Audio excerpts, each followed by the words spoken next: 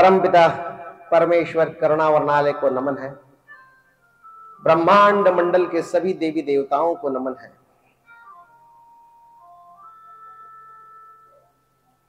महात्मातेश्वरी रेवा मैया की निश्चल निर्मल धारा को नमन है। मैया तट के सभी साधु संत परिक्रमावासियों को नमन है। प्रणाम है मेरे पूज्य गुरुदेव को, नमन है मेरे माता पिता को, प्रणाम है मेरे गंधर्व साथियों को और प्रणाम है आप सभी को।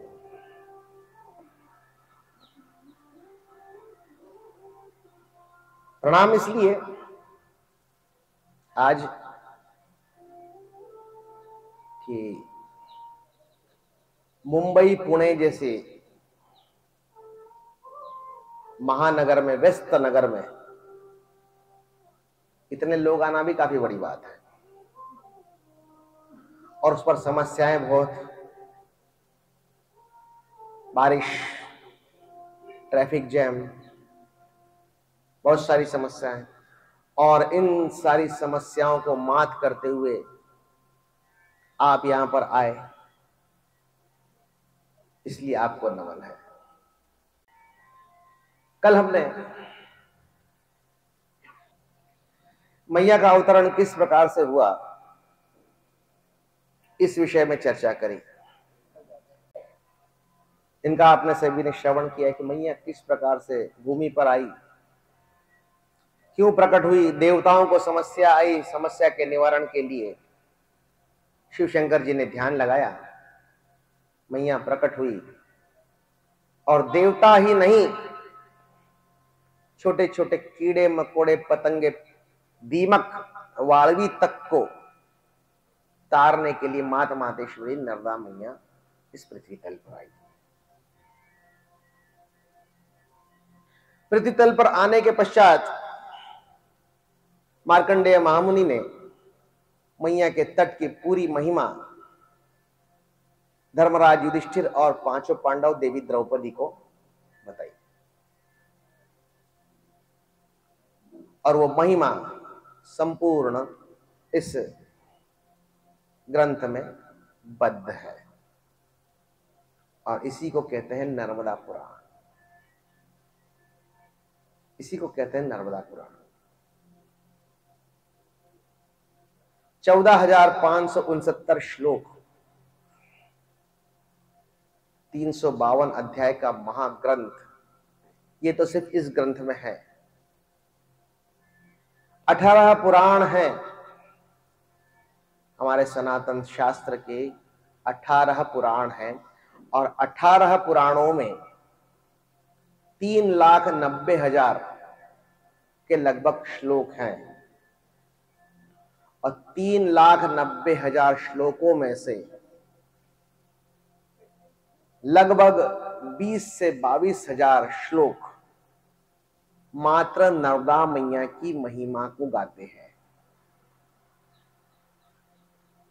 एकमात्र सरिता जिसकी महिमा बताने के लिए, जिसके तट का वर्णन करने के लिए 20 से 22,000 श्लोक हैं। 14,500 श्लोक तो आपके सामने ही है।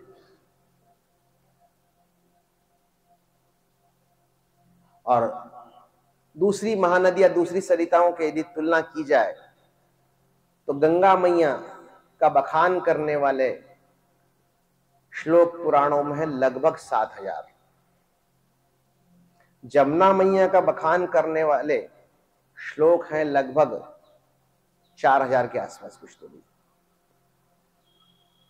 मां सरस्वती की महिमा को बखान करते हुए लगभग 2,500 श्लोक हैं। गोदावरी, कृष्णा आदि पर लगभग 1,500 2,000 के आसपास श्लोक हैं।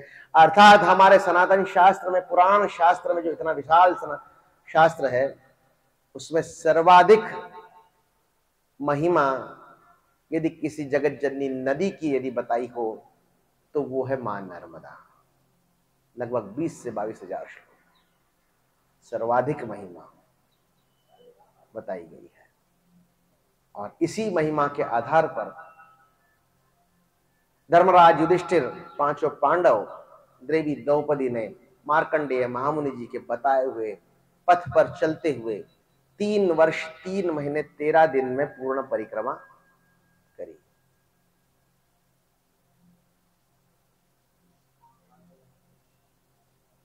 अपने पुणे नगर से भी, महाराष्ट्र से भी प्रति वर्ष हजारों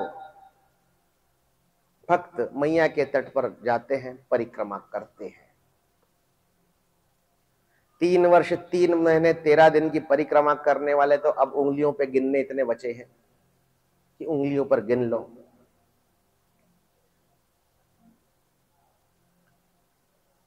तीन 4 महीने में पैदल परिक्रमा करने वालों की संख्या सबसे अधिक है।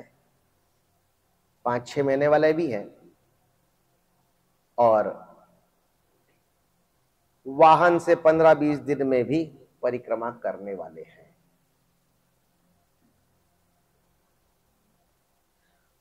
तो प्रश्न ये उठता है कि मैया के जो पुण्य लाभ हैं वो क्या 3 वर्ष 3 महीने 13 दिन की पैदल परिक्रमा करने वाले को ही मिलते हैं? बाकी जिन्होंने कम समय में परिक्रमा कर दी अथवा वाहन में जिसने परिक्रमा करी, क्या उन्हें वो लाभ नहीं मिलते? अवश्य मिलते हैं, अवश्य मिलते हैं, परंतु फल उसके अनुसार थोड़ा सा कम ज्यादा होता है। मैं हमेशा कहता हूं कि 3 वर्ष 3 महीने 13 दिन की जो परिक्रमा है, ये मान लीजिए 3 बड़े बड़े लड्डू हैं। 3 बड़े बड़े लड्डू हैं, आपने 3 वर्ष 3 महीने 13 दिवस की परिक्रमा करी तो 3 बड़े बड़े लड्डू आप खा भी लोगे, पेट भी भर जाएगा और स्वाद भी भरपूर आएगा। परंतु समझ लीजिए 5-6 महीने में, 3-4 महीने में अथवा वाहन से जो कोई परिक्रमा करता है उन्हें वो 3 लड्डू पूरे तो नहीं मिलते, परंतु उन लड्डुओं का कुछ कुछ टुकड़ा अवश्य प्राप्त होता है। अर्थात पेट तो नहीं भरता, स्वाद अवश्य आता है, स्वाद अवश्य आता है, और वो स्वाद है आनंद का स्वाद। और सभी आनंद की खोज में ही तो भटक रहे हैं। सुखी तो हम सब हैं, सुखी हम सब हैं। यहां जितने भी बैठे हुए हैं, बढ़िया, सबका अच्छे घर बने हुए हैं, मकान है, फ्लैट है, सभी के पास 4 व्हीलर 2 व्हीलर से लगाकर सभी कुछ संपन्नता सब है, अर्थात सुखी सब हैं। पर यदि पूछें कि आनंदित कौन है, तो इतने जो यहां पर विराजमान हैं, बड़ी मुश्किल से 1-2 हाथ उठेंगे कि हम आनंदित हैं, और वो 1-2 हाथ जो ऊपर करेंगे, निश्चित रूप से वो हाथ भी उनके होंगे जिन्होंने नर्मदा परिक्रमा करी है। अर्थात परिक्रमा आनंद की प्राप्ति का सर्वोत्तम साधन है।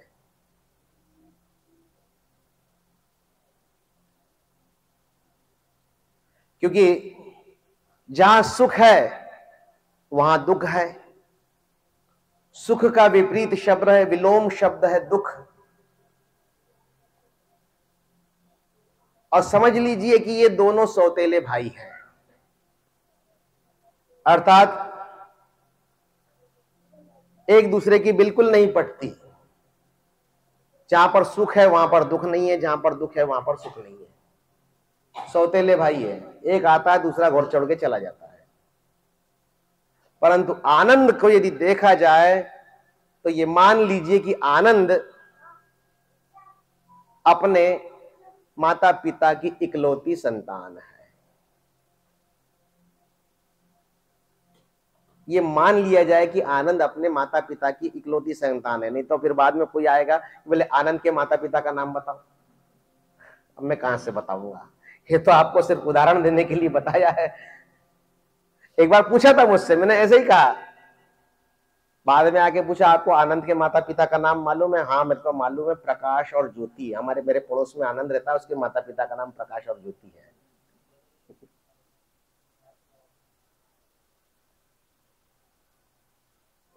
और आनंद की प्राप्ति का वर्तमान में यदि कोई सर्वोत्तम साधन है, और आनंद भी कैसा? कष्टानंद, परिक्रमा से मिलने वाले आनंद को कष्टानंद कहते हैं, कि कष्ट होने के बाद भी जो आनंद मिलता है वो कष्टानंद। कष्टानंद। फिर यहां पर बात आती है कि चलिए 3 लड्डू में से थोड़ा थोड़ा टुकड़ा हमें मिल गया, पर क्या वाहन की परिक्रमा है? क्योंकि प्रश्न उठता है, और मुख्यतः महाराष्ट्र से अधिक उठता है, कि जो वाहन से परिक्रमा करते हैं उनकी परिक्रमा नहीं होती है। ये प्रश्न अनेक बार उठता है।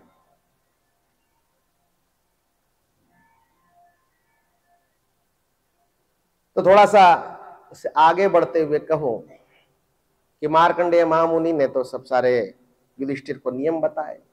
उसके बाद प्रभु श्री रामचंद्र जी और वशिष्ठ का जो संवाद हुआ, जो वशिष्ठ संहिता में सन्निहित है।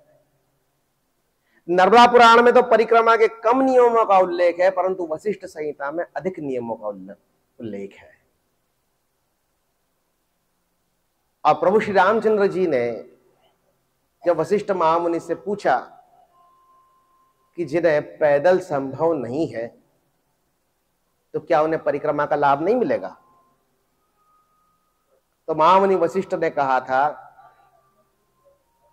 कि जिन्हें पैदल संभव नहीं है वो साधन का प्रयोग कर सकते हैं, परंतु शर्त है। बोले क्या? बोले जो साधन का प्रयोग करेगा उसमें 3 लक्षण होना चाहिए। अर्थात 3 लक्षण कौन से? एक वृद्ध, दूसरा रोगी, और तीसरा राजकार्य व्यस्त। ये 3 लक्षण उसमें होना चाहिए, वो साधन का प्रयोग कर सकता है। वृद्ध और रोगी को तो आप समझ गए होंगे, पर राजकार्य व्यस्त क्या होता है? कि वह व्यक्ति जिसके ऊपर कम से कम 10 व्यक्तियों का भरण पोषण निर्भर है। मान लीजिए कोई व्यापारी है, उसके यहां 15-20 नौकर हैं। यदि वो 3 वर्ष 3 महीने 13 दिन के लिए परिक्रमा करने निकल गया, उसके व्यापार का जो होना है वो तो होगा, परंतु उस व्यापार पर जो 10 व्यक्तियों के परिवार चलते हैं उसका क्या होगा? कोई बड़ा अधिकारी है, इस प्रकार के जो लोग होते हैं वो राजकार्य व्यस्त। यदि कोई डॉक्टर है और वो यदि 3 वर्ष 3 महीने 13 दिन के लिए चला गया, तो उसके रोगियों का क्या होगा जो उस पर निर्भर है? तो इस प्रकार के 3 व्यक्ति, रोगी, वृद्ध और राजकार्य व्यस्त, इन तीनों को साधन प्रयोग की अनुमति है। और इसी का लाभ लेते हुए महाराज हरिश्चंद्र ने, सत्यवादी महाराज हरिश्चंद्र ने रथ के माध्यम से परिक्रमा करी। महाराज धुंधुमार ने घोड़े पर परिक्रमा करी। और भी अनेक अनेक ऐसे उदाहरण मिल जाते हैं जिन्होंने साधन का प्रयोग किया। तो अर्थात ये 3 लक्षण जिन मनुष्यों में हैं वो साधन का प्रयोग कर सकते हैं। ये 3 लक्षण जिनमें हैं वो साधन का प्रयोग कर सकते हैं। इन 3 लक्षण वालों ने यदि वाहन से परिक्रमा करी, वाहन का माध्यम बनाकर यदि परिक्रमा करी, तो उन्हें पूर्ण लाभ प्राप्त होगा। जिनमें ये 3 लक्षण नहीं है, लाभ मिलेगा कि नहीं मालूम नहीं, परंतु तीर्थ दर्शन का सौभाग्य तो उन्हें अवश्य प्राप्त होगा। और मिलते हैं, जो वाहन से परिक्रमा करते हैं उन्हें भी अनेक दिव्य अनुभव होते हैं। वाहन द्वारा मैं भी परिक्रमा करवाता हूं, और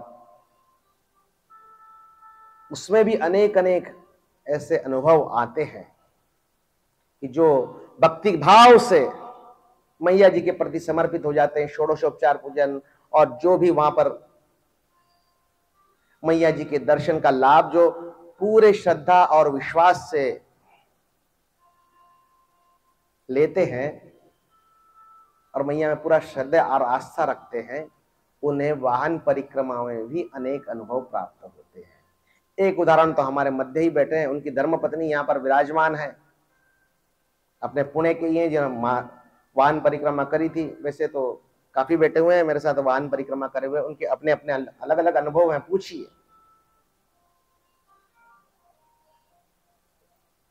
एक उदाहरण तो बैठे हैं पुणे की रूपा जी ओझा, और इनके पतिदेव को तो आप जो मैया के भक्त हैं वो अच्छे से पहचानते हैं, ऋषिकेश जी ओझा।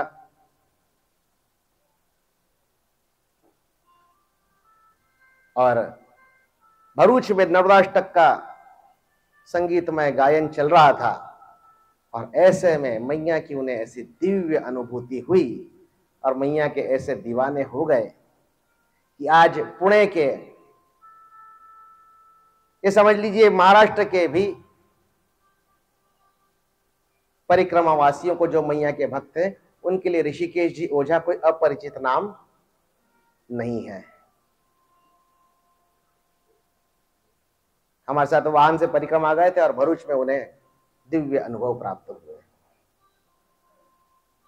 और भी अनेक अनेक बैठे हुए हैं यहाँ पर, उन्हें भी कम अधिक प्रमाण में मैया ने अनुभव अवश्य प्रदान किए हैं। और फिर पैदल जो परिक्रमा करता है उसकी तो बात ही निराली है साहब, उसके जैसा पुण्यात्मा तो कोई हो ही नहीं सकता। पैदल करिए 3 वर्ष 3 महीने 13 दिन की करिए, 6 महीने की करिए, 4 महीने की करिए, वाहन से करिए, कैसे भी करिए, परंतु परिक्रमा करते समय एक महत्वपूर्ण तथ्य ध्यान में रखना है, वह श्रद्धा विश्वास और समर्पण। श्रद्धा विश्वास और समर्पण, श्रद्धा विश्वास और समर्पण। इसी प्रकार का आनंद श्रीमान मुरलीधर जी जाजू, विद्याताई जाजू, इन्हें भी वाहन परिक्रमा में आया, उसी के कारण तो आज हम यहां पर विराजमान हैं। अगर आनंद नहीं आता तो क्या मुझे बुलाते यहां पर?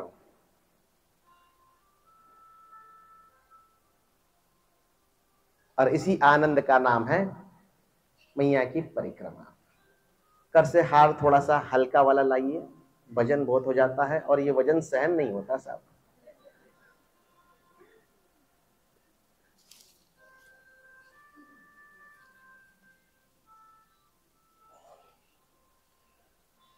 क्योंकि ये हार वगैरह पगड़ी वगड़ी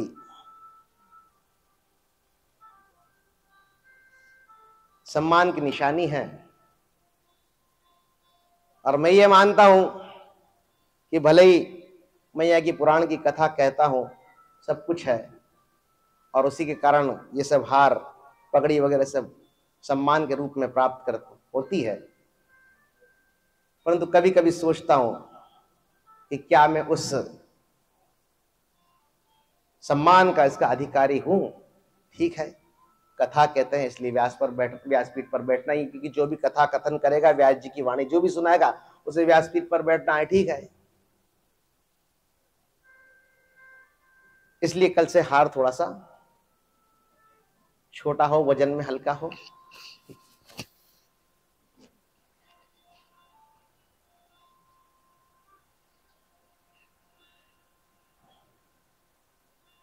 गोपाल कृष्ण भगवान की जय हो।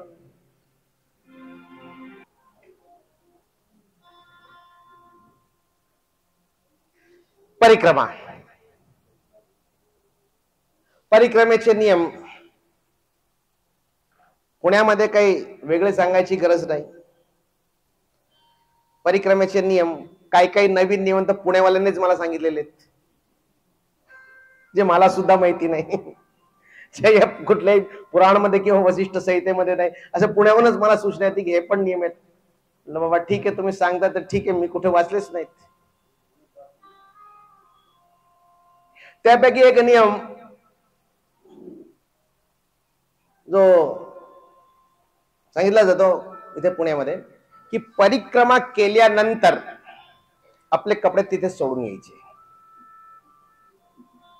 का? मैयाचं काठ काय डस्टबिन आहे? मैयाचं काठ काय डस्टबिन आहे? जर का प्रत्येक व्यक्ती असंच करत गेलं, परिक्रमावासी सोडतायत, परिक्रमा झाल्यानंतर कपडे सोडतायत, मग जे सामान्य लोक जे परिक्रमा करत आहेत त्यांना काय वाटेल की बाबा मैया किनारी आल्यानंतर जुने कपडे ते सोडून जायचे. परिक्रमावासींचं बघून ते सोडायला जातील. म्हणजे किती वस्त्र किती येऊन जाईल. उज्जैन मध्ये शनी मंदिर आहे, असंच काहीतरी येतं, लिहिलं कुठं नाहीये, पण तू एखाद कोणी चप्पल सोडून गेलं असेल, त्याला काही लाभ झाला असेल. आता तिथे बघा उज्जैनच्या शनी मंदिरामध्ये चप्पलांचा ढीग, सगळे येतात, चप्पल सोडून येतात. आणि सोडून येतात पण घरून येताना जे आहे ना, नवीन बाटाच्या चपला घालून येत नाही. नवीन बाटाचे जर का सोडून आले तर काही कोणाचे कामाच येते, जुने फाटके चपला तिथे सोडून येतात. चपलांचा हा ढीग, तसा ढीग कधी मैयाच्या काठी झाला तर प्रॉब्लेम. हा नियम कुठे दिलेला नाहीये. पहिलं तर असं पाहिजे की मैयाच्या काठी असे काही जुने पुराणे वस्त्र कुजत जर का तिथे पडलेले असतील तर तिथून उचलून मैयाचं काठ आपण स्वच्छ करावं. बाकीचे नियम तर सर्वांना माहिती, परिक्रमा करायचे किंवा जिथून परिक्रमा आपण सुरू केली तिथेच संपायची, परंतु शेवटी ओंकारेश्वराला अभिषेक, जलाभिषेक करायला पाहिजे. त्यानंतर झारी भरून घ्यायची. झारी म्हणजे इथे ठेवलेली आहे झारी ह्याला म्हणतात, पण आजकाल सुविधेच्या दृष्टीने प्लास्टिक वगैरे याच्या बाटल्या वापरतो, ठीक आहे बाबा, चालतंय. या जारीचं जल 5 ठिकाणी निम्म रिकाम करायचं आणि तिथून त्या तीर्थक्षेत्राचं जल आणि पुन्हा झारी भरून घ्यायची. 5 ठिकाण म्हणजे कुठले? समुद्र संगम, नेमावर म्हणजे मैयाचा उत्तर तटावरचा मध्यभाग, हंडिया म्हणजे मैयाचा दक्षिण तटावरचा नाभिक क्षेत्र मध्यभाग, अमरकंटक आणि जिथून आपण परिक्रमा सुरू केलेली आहे तिथून, आणि त्या झारीतल्या निम्म्या जलानी ओंकारेश्वरला अभिषेक करायचा. दररोज सकाळ संध्याकाळ किमान मैयाची आरती तरी झाली पाहिजे. दररोज सकाळ संध्याकाळ मैयाची किमान आरती तरी झाली पाहिजे.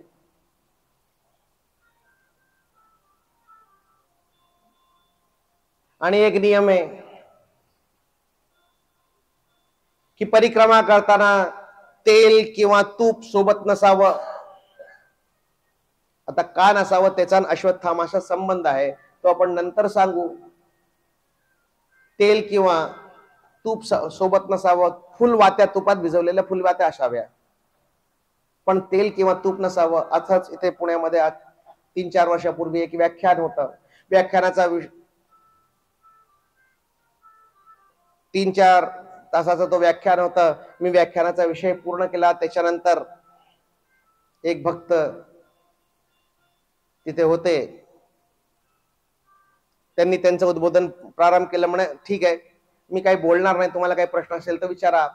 एक ताई बसल्या होत्या. म्हणे का हो, परिक्रमेमध्ये तेल तूप ठेवायचं नाही असा नियम आहे. म्हणे हो. जर का तेल नाही ठेवलं तर आमचे केस कसे होतील, त्याचं आम्ही काय करू? कारण काय असं आहे की जर का अश्वत्थामा जर का भेटला आणि त्याने तेल तूप जर का मागितलं आणि त्याच्या जखमेवर जर का लावलं तर आपण त्याला त्याच्या पापामध्ये सहाय्यक होतो असं मानलं जातं, म्हणून तेल तूप बरोबर ठेवायचं नाही. तर मग जर का या नियमाप्रमाणे जर का तेल तूप बरोबर ठेवलं नाही तर आमचे केस कसे होतील? तर ते सज्जन म्हणाले, ताई तुम्ही असं करा, नवरत्न तेल ठेवा, अश्वत्थामाला नवरत्न तेल आवडत नाही.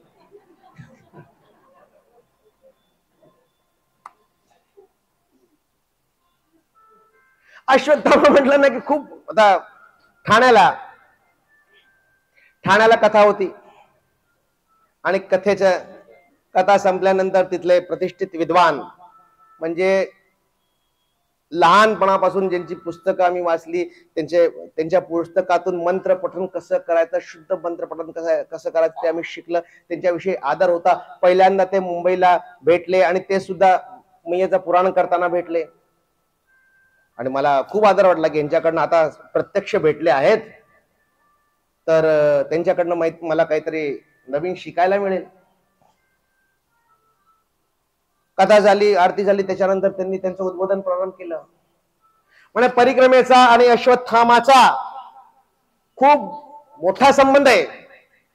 आपण सर्वांच्या ध्यानामध्ये हा प्रश्न येत असेल की अश्वत्थामा आणि परिक्रमा एक अभिन्न विषय आहे. पण अश्वत्थामाची आणि माझी चांगली ओळख आहे आणि 8-10 दिवसापूर्वीच तो मला भेटला होता. तो मला म्हणाला की बाबा रे, आता हे जीवन नको, मला मुक्ती पाहिजे, मला मुक्ती पाहिजे. तर मी त्याला सांगितलं की पुन्हा कधीतरी भेट, मी तुला मुक्ती देईन आणि मुक्ती दिल्यानंतर तुझा अंतिम संस्कार कुठे करायचा ते सुद्धा सांग, दहिसरच्या स्मशानात की दादरच्या स्मशानात.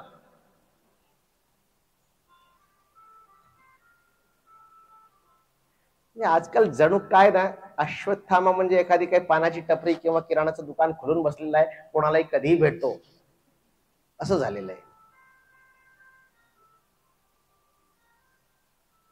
अश्वत्थामाचा विषय विस्ताराने पुन्हा सांगू कधी. पण नियम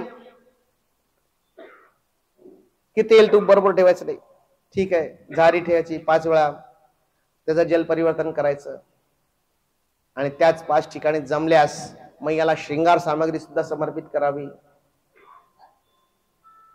आणि मग त्यानंतर अनेक भरपूर नियम आहेत. नर्मदा मैयाला ओलांडायचं नाही वगैरे, हे तर सामान्य नियम तर सर्वांना माहिती आहेत. वेळ कमी आहे म्हणून थोडक्यामध्ये आटप्त घेतो. एक महत्वाचा नियम परिक्रमेमध्ये तो म्हणजे स्वयंपाक. स्वयंपाक. त्या नियमाला सध्या भरपूर तडा बसत आहे.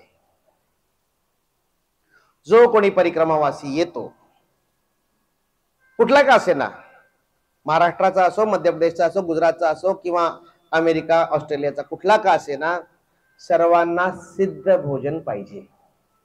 सर्वांना सिद्ध भोजन पाहिजे. परंतु परिक्रमेचा नियम स्वयंपाकाचा आहे. स्वयंपाकाचा म्हणजे 5 घरी नर्मदेहर करायचं, माधुकरी मागायची आणि त्या घरामधनं जे आपल्याला शिदा सामान जो मिळेल त्याला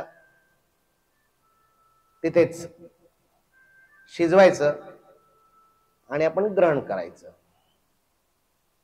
त्या मागचा उद्देश म्हणजे तुम्ही परिक्रमा करत आहात, पवित्र साधना करत आहात, याने मोक्ष सुद्धा मिळतं. परिक्रमा मोक्ष देणारी आहे. कशी, मी त्याला सायंटिफिकली समजवेन मी आता की परिक्रमा मोक्ष कसं देते. मोक्ष देणारी आहे. एवढी मोठी साधना तुम्ही करत आहात आणि त्यामध्ये जर का तुमचं अन्न व्यवस्थित नसेल तर तुमच्या साधनेमध्ये दोष प्रकट होतात.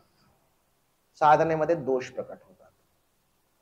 आपली म्हण आहे, जैसा खाव अन्न वैसा होय मन. आता समजा कोणी परिक्रमावासी एखाद्या ग्रस्ताच्या दारी उभा राहिला आणि परिक्रमावासींची भरपूर सेवा केली जाते, हे सर्वांना माहित आहे. एक साधारणचा मजूर सुद्धा आपल्या एका भाकरीतनं अर्धी भाकरी तुम्हाला देऊ इच्छितो. आणि जर का कोणी परिक्रमावासी दारी आला तर जो बाहेर दिवाणखान्यामध्ये बसलेला जो परिवारचा मुखिया आहे तो आज जाऊन विचारत नाही की 2-4 परिक्रमावासी आलेले आहेत, त्यांना जेवण देशील का. विचारायचं नाही. बाहेरूनच ऑर्डर सोडतो की 4 परिक्रमावासी आए हैं, भोजन प्रसादी बनाओ. विचारत नाही बनवती का, चालेल का, असं विचारत नाही. Direct order. त्या ऑर्डरचं पालन घरात असलेली लक्ष्मी बिलकुल अगदी आज्ञेप्रमाणे करते. परंतु जर का समजा तासाभरापूर्वीच त्या नवरा बायकोंचं जर का भांडण झालं असेल आणि अशी ऑर्डर आली, तर ऑर्डर तर मान्य करायची आहे तिला. परिक्रमावासी आपल्या घरून आपल्या दारातनं उपाशी तर जायला नाही पाहिजे. ऑर्डर आलेली आहे, तरी तासाभरापूर्वी भांडण झालेलं आहे. त्याच्यानंतर कणिक मळायची आवाज कमी येते, भांडी आपटायची आवाज जास्त येते. अशा मनस्थितीमध्ये जर का कुठली गृहलक्ष्मी जर का भोजन बनवेल, तर तिच्या भावना त्याच्यामध्ये येतील आणि ते तुमच्या साधनेला बाधक ठरेल. म्हणून स्वयंपाक करावा. कोणी कुठल्या मार्गाने पैसा कमवलेला आहे आणि त्याचं तो अन्न आहे आणि जर का त्याच्याच पाण्याने त्याच्याच घरामध्ये जे शिजवलं, तर त्याची भावना सुद्धा त्या अन्नामध्ये येते. म्हणून जे शिरा सामान मिळेल ते आपल्याकरता होऊन जातं भिक्षान्न. आणि भिक्षान्न जर का झालं, तर त्या अन्नावरचा, त्या पिठावरचा, त्या डाळीवरचा त्याचा हक्क संपला. आता त्याच्यानंतर ते झालं आपलं. हा जर का सिद्ध भोजन जर का आपण घेतलं, तर तो त्याच्या हक्काचं आहे, कारण का आपण त्याच्या घरचं मीठ खातोय आणि त्याच्या भावना सिद्ध भोजनामध्ये येतात. म्हणून स्वयंपाक करायला परिक्रमावासींना सांगितलेलं आहे. पायी परिक्रमा 5 घरी माधुकरी करायची, हे करायचं. आणि आजपासून 10, 15, 20 वर्षापूर्वी हे पालन करत होते. माझा आश्रम आहे कैवल्यधाम आश्रम. तिथे अगोदर जे परिक्रमावासी याचे स्वतःच तर बनवायचे, आमचे सुद्धा बनवायचे.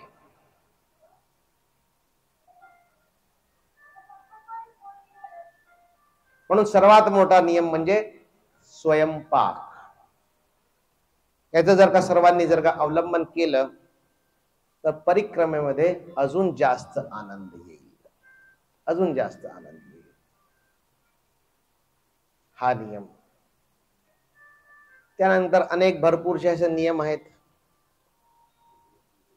आता सामान बरोबर काय घ्यायचं, काय नाही घ्यायचं, हे माझ्यापेक्षा जास्त महाराष्ट्राच्या लोकांना माहिती आहे. महाराष्ट्राच्या लोकांना माझ्यापेक्षा जास्त माहिती आहे. त्यामुळे सामान कुठलं ठेवायचं, काय नाही ठेवायचं, त्याच्याबद्दल इथे चर्चा करणं म्हणजे वेळ वाया घालवणं. असे अनेक नियमामध्ये बद्ध अशी परिक्रमा, त्याचा पहिला अगोदर करावा लागतो संकल्प. कुठलीही तीर्थयात्रेला तुम्ही गेले असाल, तसं जर का बघितलं तर वारीला पण आपण जातो, तिथे पण पायी चालतो. तीर्थदर्शनाला रामेश्वरम म्हणा किंवा बद्री केदार म्हणा किंवा द्वारका सोमनाथ म्हणा किंवा कुठेही आपण जातो, ती सुद्धा तीर्थयात्रा असते. वारी सुद्धा पदयात्रा असते. पण कुठल्याही तीर्थयात्रा किंवा पदयात्रेच्या अगोदर आपण संकल्प करतो का? नाही करत. संकल्प म्हणजे भटजी म्हणतात ना, घ्या जल अक्षता पुष्प हातामध्ये घ्या, म्हणा मम आत्मना, आपलं नाव गोत्र बोला, तो संकल्प. ते कोणी करतं का? नाही करत. परंतु परिक्रमा सुरू करायच्या अगोदर संकल्प केला जातो. कारण परिक्रमा हे पदयात्रा सुद्धा नाही, तीर्थदर्शन सुद्धा नाही. परिक्रमा हे एक जीवन परिवर्तित करणारं अनुष्ठान आहे. परिक्रमा हे एक जीवन परिवर्तित करणारं अनुष्ठान आहे आणि त्याला त्याचप्रमाणे केलं तरच उत्तम लाभ प्राप्त होतात. अनुष्ठान आहे ते, अनुष्ठान. आपण जेव्हा इथे दररोज पूजन होतं, आपल्या घरामध्ये पण पूजन कथा वगैरे किंवा काही असं असलं ना की आपण संकल्प काय करतो, सकुटुंबस्य सपरिवारस्य, म्हणजे कुटुंब आणि परिवार दोन्ही असायला पाहिजे. त्याच्या आरोग्य ऐश्वर आदी वृद्ध्यर्थम, आरोग्य प्राप्त झालं पाहिजे, ऐश्वर प्राप्त झालं पाहिजे, धर्म अर्थ काम मोक्ष सगळं आम्हाला प्राप्त झालं पाहिजे, असं ते आपण जल घेऊन ते पूजन करतो. परंतु परिक्रमेचा संकल्प काय असतं, मम आत्मानं पवित्रीकर्तुम, मम आत्मानं पवित्रीकर्तुम. आणि जोड्याने जर का आपण गेलो परिक्रमेला, कुठली जर का पूजा जर का जोड्याने केली, दाम्पत्याने केली, तर आपण काय म्हणतो, हाताला हात लावा, हाताला हात लावा. परंतु परिक्रमेमध्ये तसं नाही. पत्नीचा वेगळा संकल्प, पतीचा वेगळा संकल्प. कारण हातामध्ये जेव्हा जल असतं तेव्हा काय म्हणतो, मम आत्मानं पवित्रीकर्तुम, अर्थात हे माझ्या पवित्रीकरणाकरता आहे, एकट्याच्या पवित्रीकरणाकरता आहे, सकुटुंबस्य सपरिवारस्य नाही. कारण परिक्रमेला तेव्हाच येतो की जेव्हा त्यांनी कुटुंब परिवार सगळं बघितलेलं असतं, कुटुंबाकरता सगळं काही करतो आपण. परंतु तपश्चर्या साधना परिक्रमा ही पण एक साधना आहे, ती फक्त आपल्या एकट्या करता असते. आत्मानं पवित्रीकर्तुम, मम आत्मानं पवित्रीकर्तुम, असा तो परिक्रमेचा संकल्प असतो. कारण साधना करणं, ईश्वरला भेटणं हे फक्त एकट्यालाच जमतं. तिथे कोणीही तुम्ही सकुटुंब सपरिवार ते होत नाही.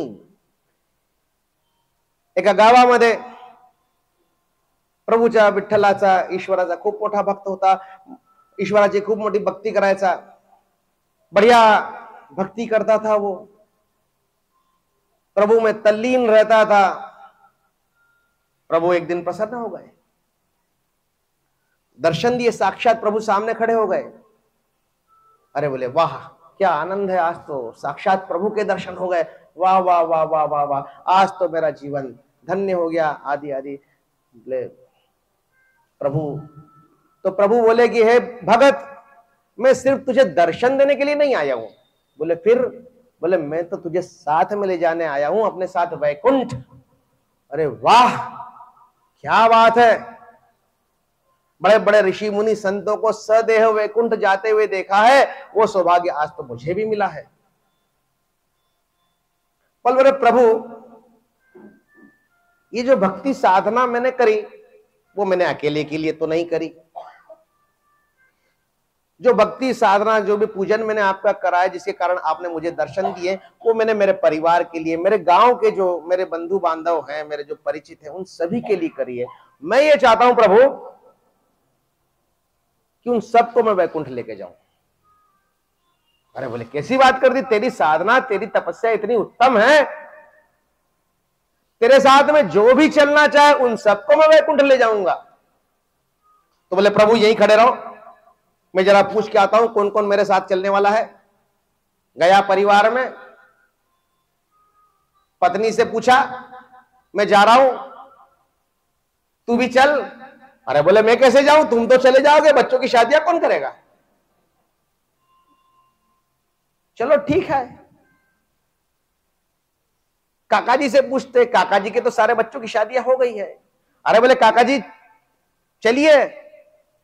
अरे पागल है क्या, अभी 6 महीने पहले तो बेटी की शादी हुई है, अभी तो नाती पोती आने वाले हैं. ताऊ जी के पास गए, बोले ताऊ जी चलो, आत्या चलो. बोले यांचं तर नातू पंतू सगळे झालेले. अरे अभी अभी तो पोता हुआ है, 2 महीने भी नहीं हुए, उसके साथ में ढंग से खेली भी नहीं हूं, और तू आ गया वैकुंठ ले जाने के लिए. ऐसा करके सबने अपनी अपनी समस्या बता दी. बोले चलो मनुष्य नहीं तो अपन जानवरों से पूछते हैं, जानवरों से पूछते हैं. और जानवरों में दिखा उन्हें सुअर, डुक्कर. उसको बोला कि बोले तू चलेगा क्या मेरे साथ? बोले हाँ चलेंगे ना। अरे आप तो भगत जी जहां बोलो वहां साथ में चलेंगे। वाह वाह वाह वाह वाह। चलो कोई तो तैयार हुआ, मनुष्य नहीं तो जानवर तैयार हुआ। थोड़ा से आगे गए, अरे बोले भगत जी रुकिए रुकिए रुकिए। बोले क्या? बोले मैं अकेला नहीं चलना चाहता, ये जो मेरे 10-15 जो पीछे जो आ रहे हैं ना, इनको भी ले चलना पड़ेगा। अरे बोले प्रभु तो प्रसन्न है, 10-15 क्या और 5-7 हो तो उनको भी रख ले साथ में। बोले चलो। आगे आगे भगत जी, पीछे पीछे मैडम सुअर, उनके पीछे पीछे उनके सिबलिंग्स।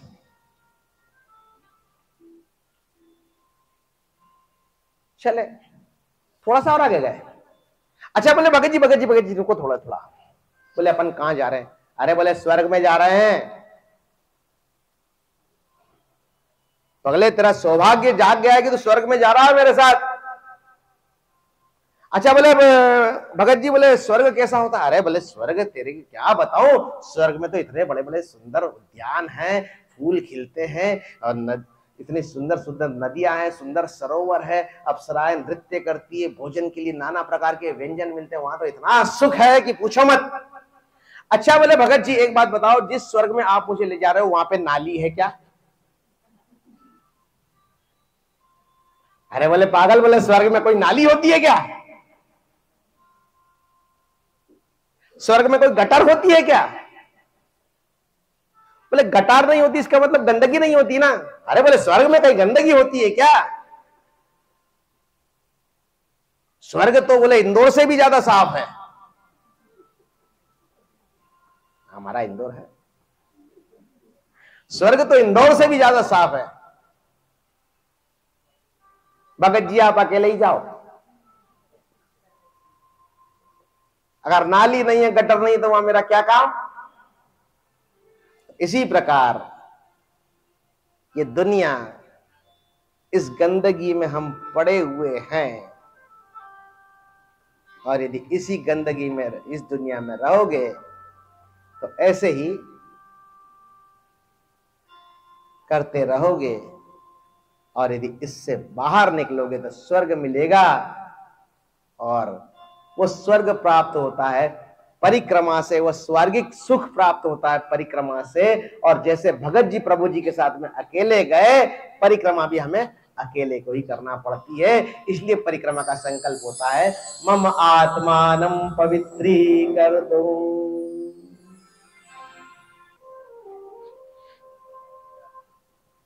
तो इस प्रकार से अनेक नियम हैं, और अधिक नियमों की ओर न जाते हुए, क्योंकि जो परिक्रमा करने के लिए निकलेगा वो नियम तो ज्ञात कहीं ना कहीं से करेगा। जिसने पहले परिक्रमा करी है उससे नियम पूछेगा। सब कुछ जिन्होंने अच्छी अच्छी पुस्तकें लिखी है उन पुस्तकों का अध्ययन करेगा, नियम तो उसे मालूम हो ही जाएंगे। और चतुर्मास में परिक्रमा क्यों नहीं होती ये मैंने कल ही आपको बताया। और यदि ऐसे ही किसी नियम या कुछ कोई ऐसी बात मैया के विषय में जो आपको पूछना है, वो यदि कोई आपको ध्यान में आती है जो समय अभाव के कारण मैं यहां पे नहीं बता पाता, तो ऐसा कीजिएगा, एक चिट्ठी पे लिखकर आरती के पश्चात झारी के पास वो रख दीजिएगा। वो चिट्ठियां मैं उठा लूंगा, कल आपको उसका समाधान प्राप्त हो जाएगा। यदि कोई पूछना हो, कुछ शंका हो किसी के मैया के विषय में, ये मत लिखना कि मेरे घुटने क्यों दुखते हैं, ये मत लिखना कि मेरी लड़की लड़के की शादियां क्यों नहीं हो रही है, कब होगी। हाँ, मैया के विषय में यदि कुछ पूछना हो तो अवश्य एक चिट्ठी पे लिखिएगा, यहां पर झारी के पास रख दीजिएगा, और जब विश्राम के समय होगा आपका जो है उसका उत्तर आपको दूसरे दिन प्राप्त हो जाएगा। क्योंकि विस्तार तो बहुत है, 7 दिन, उसमें भी सिर्फ 3 ही घंटे मिले हैं।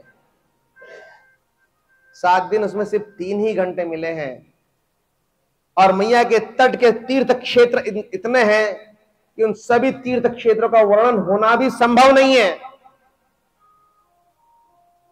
परंतु कुछ कुछ प्रमुख तीर्थ क्षेत्रों का वर्णन करते हुए हम मैया के किनारे से परिक्रमा करते हुए आगे बढ़ते जाएंगे।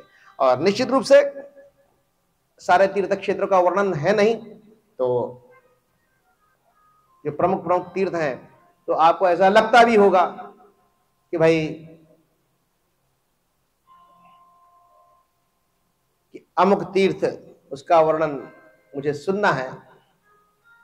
तो ऐसा यदि सुनने का यदि हो तो जब कभी आपकी इच्छा हो तो अधिकांश तीर्थ क्षेत्रों के वर्णन YouTube पर भी उपलब्ध है, जिसका मैं वर्णन यहाँ पर नहीं कर पाऊंगा। सब YouTube पर 50 भागों में नर्मदा पुराण उपलब्ध है।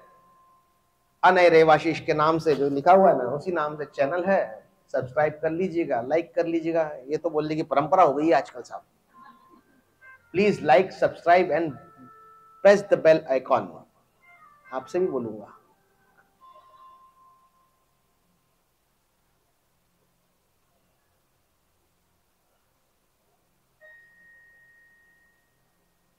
और फिर भी यदि कोई शंका हो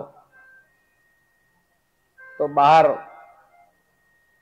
2 बैनर लगे हुए हैं, उसमें पहला नंबर मेरा है। और जब कभी भी आपको लगे किसी भी प्रकार की शंका हो, प्रेम से कॉल कर लीजिएगा और प्रेम से मैं उत्तर अवश्य प्रदान करूंगा। जब भी आप कॉल करें उत्तर मिल जाएंगे। अभी जो महत्वपूर्ण तीर्थ क्षेत्र है उसका हम प्रारंभ करते हैं और वर्णन प्रारंभ होगा अमरकंटक। अमरकंटक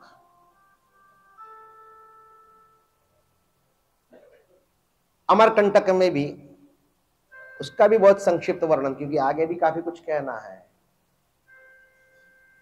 मात्र अमरकंटक के वर्णन की कथा अमरकंटक में 7 दिन कर चुका हूं। अन्य कोई क्षेत्र नहीं, मैया नहीं, परिक्रमा नहीं, मात्र अमरकंटक के तीर्थ क्षेत्रों का वर्णन, उसी में 7 दिन लग गए। तो आप कल्पना कर सकते हैं कि मैया की महिमा कितनी अधिक है। सर्वप्रथम संकल्प कीजिए माई की बगिया। माई की बगिया में संकल्प कीजिए। एक सुंदर स्थान है अमरकंटक में, छोटा सा, इतने बड़े बड़े, जितना अपना टेबल है ना, इतने बड़े बड़े 3 कुंड हैं।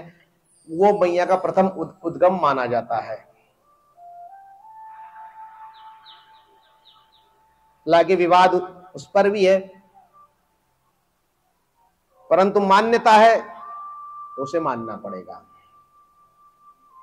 वहां संकल्प कीजिए। बड़ा ही शांत स्निग्ध स्थान है, आनंद भरपूर आता है, शीतलता भरपूर। बड़े बड़े साल के वृक्ष माई की बगिया में भी और संपूर्ण अमरकंटक क्षेत्र में भी बहुत अधिक संख्या में दिखते हैं। और पूरी माई की बगिया का क्षेत्र साल वृक्षों से घिरा हुआ है और इतने अधिक वृक्ष हैं, इतनी अधिक वनराशि है कि धूप की किरण भी नीचे नहीं आती। आनंदमय क्षेत्र, सुंदर क्षेत्र। वहां से मैया का प्रथम प्राकट्य माना जाता है। साल के वृक्ष यहां अपने खानदेश कोकण में तो नहीं होते, साल के वृक्ष उस क्षेत्र में अधिक होते हैं। अधिक जानकारी के लिए आपको बता दूं, साल के वृक्ष बहुत ही मजबूत वृक्ष आते हैं और यहां तक कहते हैं कि अमरकंटक पर्वत पर जो करोड़ों साल के वृक्ष हैं वो साल के वृक्ष नहीं है, वहां पर अवश्य किसी ऋषि मुनि ने तपस्या करी है। अर्थात जितने वृक्ष आपको अमरकंटक की पुण्य भूमि पर दिखते हैं, मान लीजिए किसी न किसी ऋषि मुनि की वो तपस्थली है। इतनी अधिक संख्या में तपस्या तो मात्र अमरकंटक पर्वत पर ही हो गई है। साल का वृक्ष बड़ा मजबूत वृक्ष, बहुत अधिक आयु वाला वृक्ष, और मजबूत इतना कि पहले भूतकाल में रेलवे के जो स्लीपर, लकड़ी के जो स्लीपर देखे होंगे ना, आजकल तो सीमेंट के आ गए। पहले जो लकड़ी के स्लीपर बनते थे वो साल के वृक्ष के ही बनते थे। और वहां पर कहावत प्रसिद्ध है साल वृक्ष के विषय में, 100 साल खड़ा 100 साल पड़ा फिर भी नहीं सड़ा। इतना मजबूत वो वृक्ष, माई की बगिया। वहां पर संकल्प करना, आगे निकलना। आगे पहुंचते हैं, थोड़ा सा दक्षिण की ओर यदि जाते हैं, 3 किलोमीटर से सब घूम के यदि आते हैं, तो प्रथम पड़ता है सोनमुड़ा, सोन नदी का उद्गम। नदी नहीं, नद का उद्गम। हम कहते हैं सोन नदी, परंतु हमारे भारतवर्ष में 3 नद हैं, बाकी सभी नदियां हैं। 3 नद, सोन, दामोदर और ब्रह्मपुत्र, ये 3 नद हैं, बाकी सभी नदियां हैं। सोन नद का उद्गम है, सोन नद उद्गम होता है और पूर्व की ओर चला जाता है। सोन नद जहां से प्रकट होता है, बस 50 फुट तक उसका प्रवाह रहता है, फिर एक गहरी खाई आ जाती है, गहरी खाई में गिरता है, फिर आगे अपना प्रवास प्रारंभ करता है। बस 50 फीट जो है सोन नद, ये मध्य प्रदेश में प्रवाहित होता है, खाई में गिरा कि छत्तीसगढ़ में पहुंच जाता है। क्योंकि वो खाई जो है अमरकंटक के पूर्व की ओर, वो मध्य प्रदेश और छत्तीसगढ़ की सीमा रेखा है, वो खाई। और सोन नद मध्य प्रदेश में मात्र 50 फीट बहता है और खाई में गिर जाता है, पूर्व की ओर निकल जाता है। तो सोन नद है कौन? मैकल पर्वत। मैकल पर्वत पर मां नर्मदा का अवतरण हुआ और पर्वतराज मैकल ने भी मां नर्मदा को अपनी पुत्री माना और बन गई मैकल की राजकुमारी। ये लोक कथा है, पुराण में नहीं है। तो लोक कथा भी इतनी प्रचलित है कि लोगों को यह लगता है कि ये कथा पुराण में है, परंतु ये कथा पुराण में नहीं है, जो मैं भी आपको सुनाने जा रहा हूं। मैकल पर्वत ने भी मां नर्मदा को अपनी पुत्री मान लिया, पुत्री मान लिया। राजकुमारी नर्मदा दिन प्रतिदिन आयु उसकी बढ़ने लगी, विवाह योग्य आयु हुई।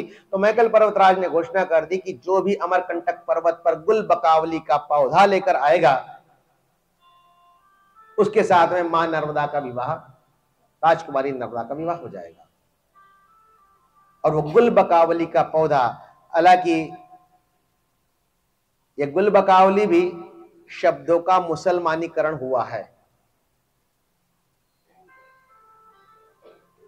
उस पुष्प को नर्मदा पुराण में, अन्य शास्त्रों में बक पुष्प कहा गया है,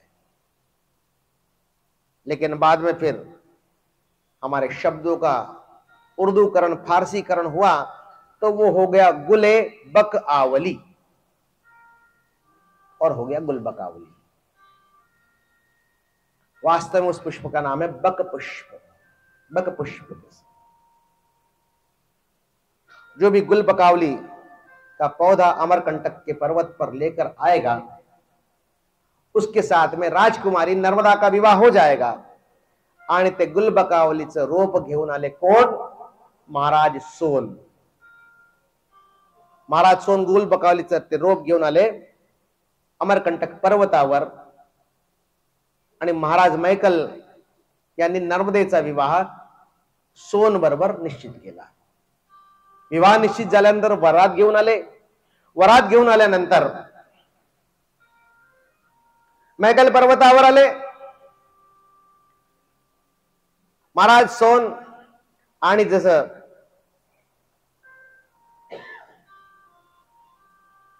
वरात घेऊन आले, वरात घेऊन आल्यानंतर काही दिवसामध्येच लग्न होणार होतं। परंतु पूर्वीच्या काळी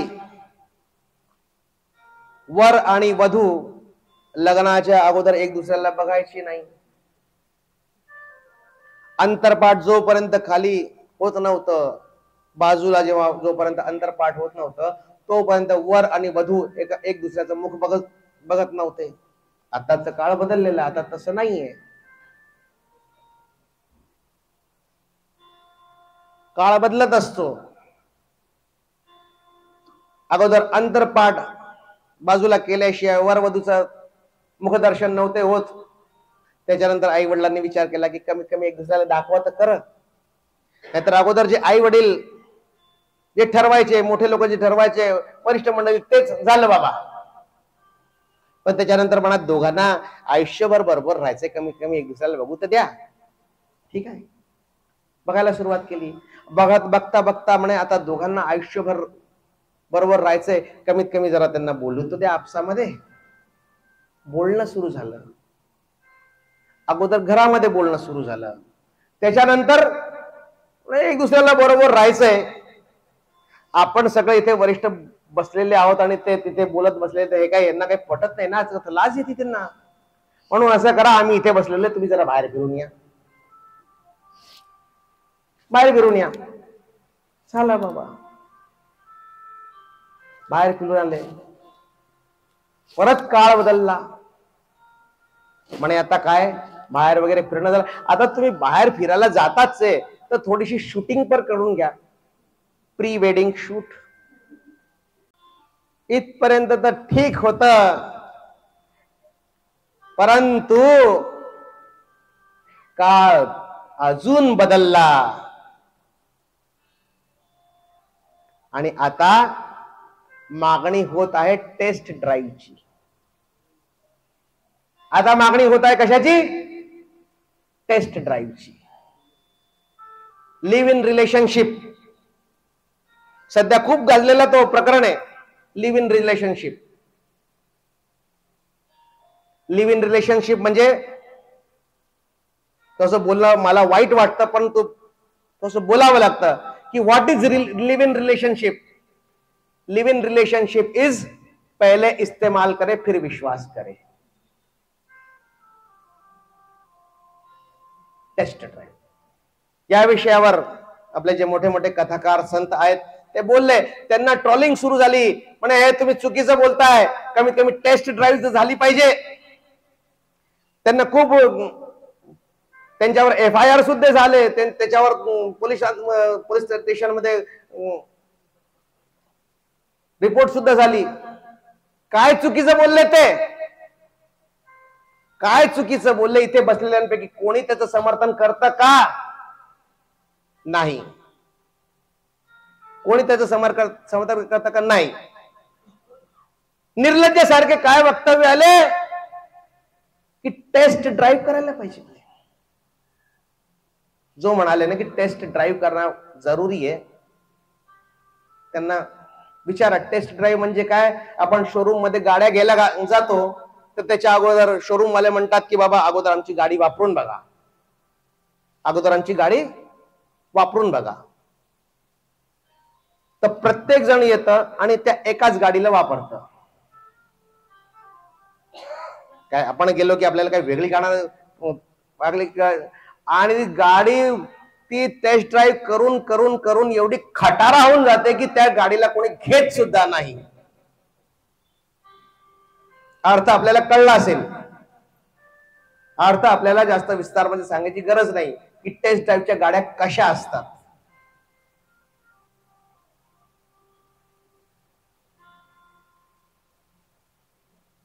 पूर्वी तसं नव्हतं. पूर्वी तसं नव्हतं. म्हणूनच इथे जे वरिष्ठ मंडळी बसलेले आहेत, कोणाच्या लग्नाला 30 वर्ष, 35 वर्ष, 40 वर्ष, 50 वर्ष झालेले आहेत. कारण ते संस्कार आता आणि काळ बदलत गेलो, आपण काळाच्या बळीच होत गेलो. त्याचं नुकसान आपणच भोगतोय आणि त्याचं नुकसान म्हणजे एलिमनी. एलिमनी तो एक वेगळाच प्रकार झालेला आहे. एलईडी। आमच्या इंदोरमध्ये एक घटस्फोट तर फक्त एवढ्या करता झाला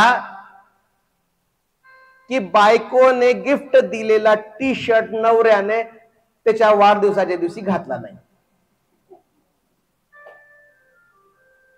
फक्त याच्याचवर घटस्फोट झाला। बायकोने दिलेला, खरं तर हा नर्मदा पुराणाचा विषय नाही, परंतु बोलावं लागतं, कारण का आजकाल तशी परिस्थिती होत चाललेली आहे। आणि जर का अशीच जर काही परिस्थिती पुढे होत गेली तर पुढची पिढी कशी येईल? आणि आपण तर परिक्रमा केलेली आहे, पुढची पिढी परिक्रमा करेल का? त्यांना माहितीच नाही, संस्कारच नाही। पुढची पिढी आता टेस्ट ड्राईव्हने निपसलेले पुत्र काय परिक्रमा करणार आहेत काय?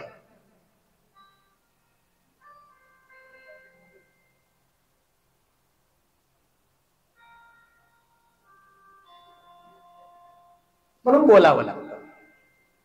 महाराज सोनची वरात आली।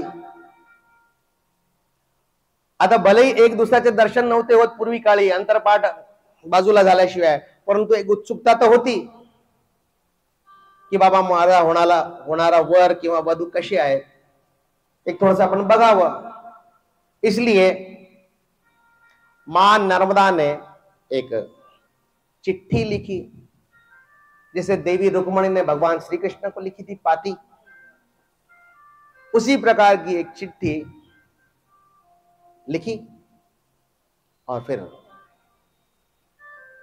स्वयं तो जा नहीं सकती थी, उसकी एक दासी थी जोहिला, जोहिला को बुलाया कि बोले जोहिला, ये जो मैंने अपने मन की भावनाएं जो लिखी है महाराज सोन तक पहुंचा दी जाए, ये चिट्ठी मेरी महाराज सोन को देकर आओ। तो जोहिला बोली कि देखिए मैं तो दासी हूं, न तो मेरे पास उत्तम वस्त्र है, नहीं मेरे पास उत्तम आभूषण वगैरह है, आपका संदेश वाहक करके मैं जाऊंगी और ऐसे दरिद्रावस्था में जाऊंगी तो मुझे तो अच्छा नहीं लग रहा है ऐसा कुछ। तो राजकुमारी नर्मदा बोली कि भाई राजसी वस्त्र मेरे ले जा, आभूषण मेरे पहन ले। जोहिला ने वो धारण किए, सुंदर तो थी, वस्त्र और आभूषण से उसका रूप और निखर आया और चली महाराज सोन के शिविर में। सायंकाल के समय जब मध्यम मध्यम रोशनी थी उस समय वहां पर पहुंची महाराज सोन के शिविर में। सोन ने दूर से देखा, अत्यंत सुंदर तो जोहिला भी थी, राजसी वस्त्र भी पहने हुए थी, आभूषण भी थी, तो महाराज सोन भी थोड़ा सा आश्चर्यचकित होकर पूछा कि ये सुंदरी कौन है, क्या नर्मदा है? ऐसा जैसे ही पूछा तो जोहिला के मन में कपट जागृत हो गया, क्योंकि वो देख रही थी कि महाराज का कितना वैभव है, कितना बल है, कितने धन संपदा है, कितना बड़ा राज्य है, ये सब उसने देखा, उसके मन में कपट जागृत हो गया। और उसी कपट के कारण वो बोली हाँ मैं नर्मदा हूं। तो महाराज प्रसन्न हो गए, बोले सुना था प्री वेडिंग शूट, बोले कलयुग में बाद में होने वाला, ये तो आज यहीं से अमरकंटक में होने लग गया। अमरकंटक वाले तो बहुत ज्यादा विकसित हैं, परंतु महाराज सोन को ये थोड़ी मालूम था कि वो नर्मदा नहीं जोहिला है। और फिर जब मिलन हो गया तो सोन और जोहिला वन में भ्रमण करने लग गए, बाहों में बाहें डालकर वन भ्रमण, और फिर जो भी प्रेम प्रसंग और जो भी प्रेमालाप होता है वो करने लगे। यहां पर राजकुमारी नर्मदा चिंतित हो गई कि जोहिला अभी तक वापस क्यों नहीं आई। तो सिपाहियों को भेजा कि जाओ, दासों को भेजा कि जाओ देखो जोहिला क्या कर रही है। आए वहां से घूम फिर के, बोले महाराज ए राजकुमारी तुम्हारा तो पत्ता कट हो गया, तुम्हारा स्थान जोहिला ने ले लिया। ये जब सुना राजकुमारी नर्मदा ने तो अत्यंत क्रोधित हुई और वहीं पर लुप्त हो गई और कैलाश पर्वत पर भगवान शिव शंकर के सामने प्रकट हो गई। तो शिव शंकर ने पूछा कि हे पुत्री, मैंने तो तुझे जगत कल्याण के लिए भेजा था, तू इतनी जल्दी वापस आ गई। बोले हे पिताजी, ये संसार बहुत बुरा है, ये संसार धोखे से परिपूर्ण है, और उस खराब संसार का उद्धार करने के लिए आप मुझे भेज रहे हो। ये संसार यदि ऐसा है तो मुझे उस संसार में नहीं जाना है। बोले बेटी संसार खराब है इसलिए तो उसका उद्धार करने के लिए तुझे भेजा है मैंने।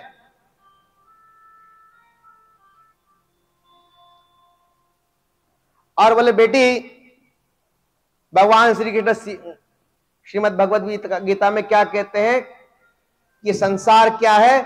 दुखालयम अशाश्वतम। अशाश्वत तो है ही, साथ में दुखालय भी है। भोजनालय में भोजन मिलता है, पुस्तकालय में पुस्तक मिलती है, विद्यालय में विद्या मिलती है, दुखालय में क्या मिलेगा? दुख। तो ये दुख तो तुझे सहना पड़ेंगे, तुझे पृथ्वी पर जाना पड़ेगा, परंतु मैं ऐसी व्यवस्था देता हूं, परंतु मैं ऐसी व्यवस्था देता हूं जिससे ये तेरे दुख तुझे आसानी से तू सहन कर लेगी। बोले कैसा? कैसी व्यवस्था? कैसी व्यवस्था? बोले आज से तेरे दो रूप होंगे, एक प्रकट स्वरूप जिसका दर्शन हम सभी ने किया हुआ है, और दूसरा होगा तेरा गुप्त स्वरूप जो भूमिगत रहेगा। विवाह सुख दुख आदि जो भी प्रसंग है ये सब तेरे प्रकट स्वरूप के साथ में होंगे, परंतु गुप्त स्वरूप तेरा सदा सर्वदा चिर कुमारी का रहेगा। इसीलिए इस दिव्य ग्रंथ नर्मदा पुराण में मां नर्मदा के विवाह के 4 प्रसंग होने के बाद भी मैया का हम पूजन कुमारिका कन्या स्वरूप में करते हैं, क्योंकि मैया के 2 स्वरूप हैं। प्रकट जो स्वरूप हमें इस भौतिक नेत्रों से दिखता है, ये सभी उसके साथ के संबंध है, परंतु प्रभु शिव शंकर के द्वारा की गई व्यवस्था के अनुसार मैया का जो गुप्त स्वरूप है वो आज भी चिर यौवन पवित्र और कुमारी का स्वरूप है, और हम हमेशा शुद्ध स्वरूप का ही पूजन करते हैं। इसलिए मां नर्मदा का पूजन कुमारी का स्वरूप में करते हैं। परंतु अगर ऐसे कह दें कि भाई 2 स्वरूप हैं, तो ये तो विद्वानों की नगरी है पुणे। पूछेंगे मुझसे कि हाउ इट इज पॉसिबल, ये कैसे हो सकता है कि 2 स्वरूप? हमें तो मालूम ही नहीं, कोई प्रमाण हो तो बताइए। तो इसके लिए जो परिक्रमा में आते हैं वो वहां तो मैया का प्रत्यक्ष रूप से वहां बता देता हूं, देखो कि ये प्रमाण है कि मैया के 2 स्वरूप हैं। और प्रमाण स्वरूप में क्या कहता हूं कि नासा का सैटेलाइट, नासा का नाम लिया तो बोले ठीक ही बोल रहे होंगे, नासा का नाम लिया तो बोले ठीक बोल रहे होंगे। नासा का सैटेलाइट जब पूरे विश्व का सर्वे कर रहा था, उस सैटेलाइट में जो उसने देखा उसी के कारण हमें मालूम हुआ कि समुद्र में द्वारका अभी भी वैसी ही है जैसे भगवान श्री कृष्ण डुबा के गए थे। भारत और श्रीलंका के बीच में प्रभु श्री रामचंद्र जी के द्वारा बनाया गया सेतु आज भी वैसा ही है, यह हमें नासा के सैटेलाइट ने बताया था। और इस घटना को, भारत में देखे जाने वाली घटना को, उनकी वेबसाइट पे ब्रिज ऑफ एडम्स के नाम से उसका पेज बना हुआ है, और उसी में नासा के उसी सैटेलाइट ने यह भी बताया है कि नर्मदा जितनी ऊपर दिखती है मात्र उतनी नहीं, भूमिगत स्वरूप में भी वैसी की वैसी एक नर्मदा मैया की धारा जमीन के नीचे है। ये नासा ने बोला है। अभी तक तो जो मेरे साथ में परिक्रमा किए हुए हैं, मीना ताई, डॉक्टर साहब भोई यहां पर आज आए हुए हैं, इन्होंने भी सुना है कि अभी तक तो मैं सिर्फ कहता था कि नासा ऐसा होता है, नासा ने ऐसा बताया है, परंतु अभी अभी 4 दिन पहले बुल्ढाना जिले में जो कथा समाप्त करके मैं यहां पर आया हूं, तब वहां पर भारत के वरिष्ठ वैज्ञानिक नीरी नाम की, जो भारत की एक national environment engineering research institute of India, जो भारत की वातावरण का अध्ययन करती, उसके प्रमुख वरिष्ठ वैज्ञानिक डॉक्टर सतीश वटे, वो भी उस कथा में आए थे। और उनसे जब चर्चा करी तब मालूम हुआ कि वो जो नासा का सैटेलाइट है और उसके जो निष्कर्ष हैं उसका उन्होंने स्वयं अध्ययन किया और ये पाया कि भारत पर आकर वो नासा का सैटेलाइट ऑर्बिटिंग नहीं रहा, मतलब घूमता फिरता नहीं रहा, वो भारत पर आकर स्टेशनरी हो गया, क्योंकि भारत की जासूसी भी करना थी उसको। तब डॉक्टर सतीश वटे ने ही बताया था कि ये जो सैटेलाइट है, जिसने ये शोध लगाए हैं, द्वारका सेतु समुद्रम वगैरह के जो शोध लगाए हैं, वो सैटेलाइट जो है स्टेशनरी हो गया, अर्थात रुक गया है।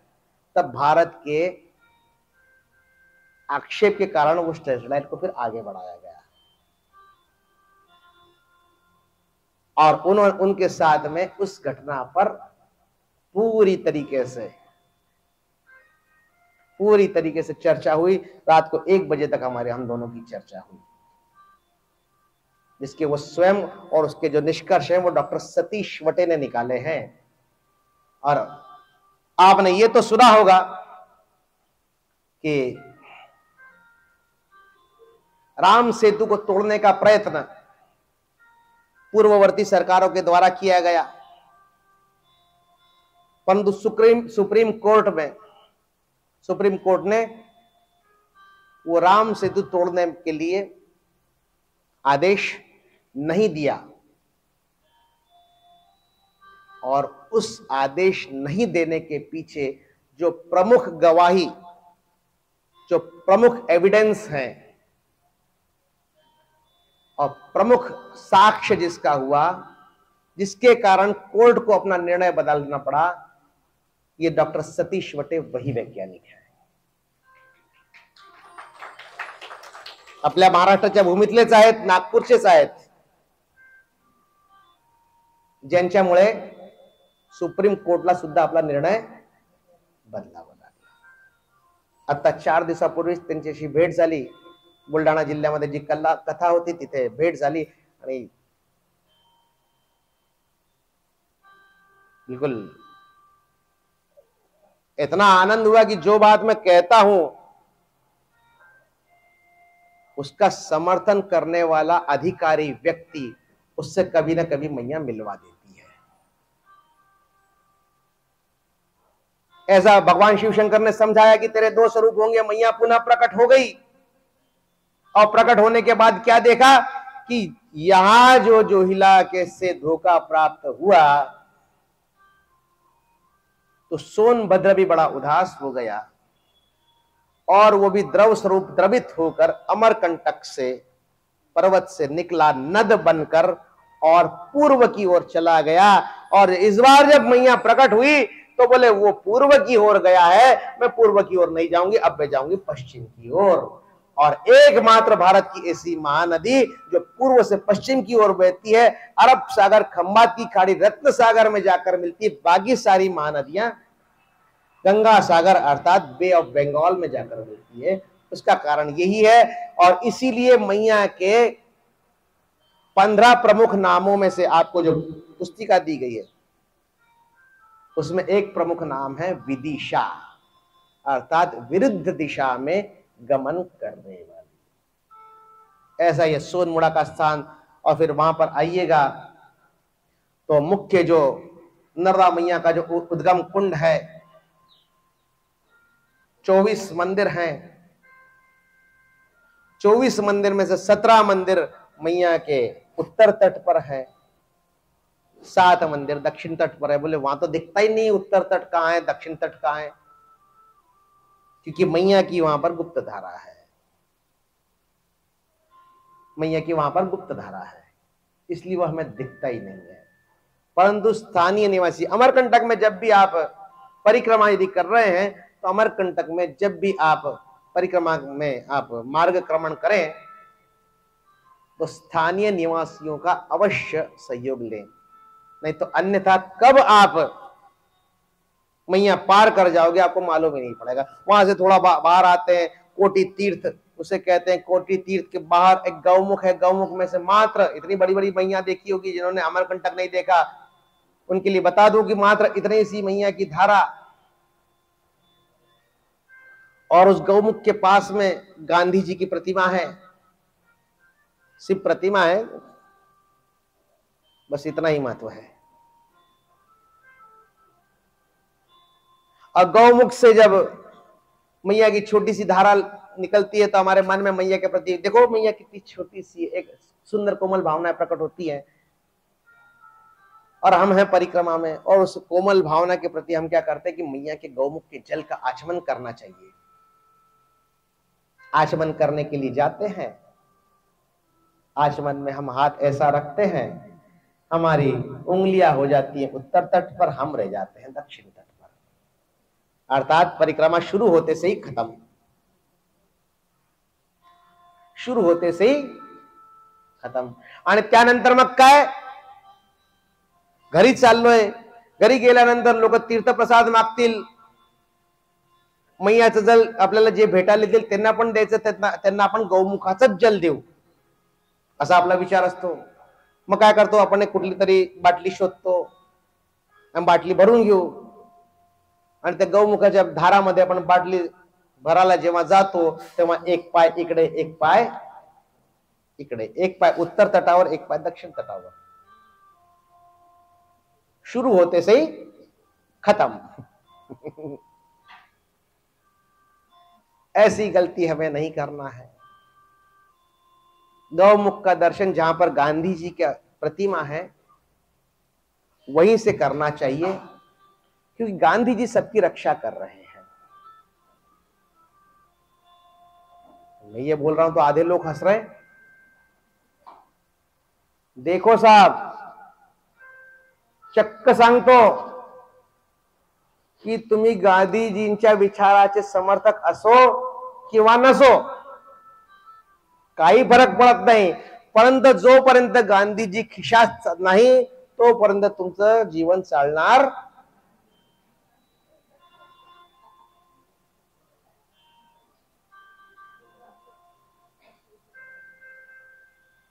तोपर्यंत तुमचं जीवन चालणार नाही। आजकाल चालू शकतं,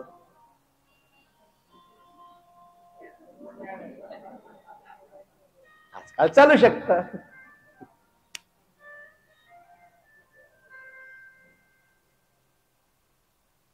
तरी आश्रय घ्यावा।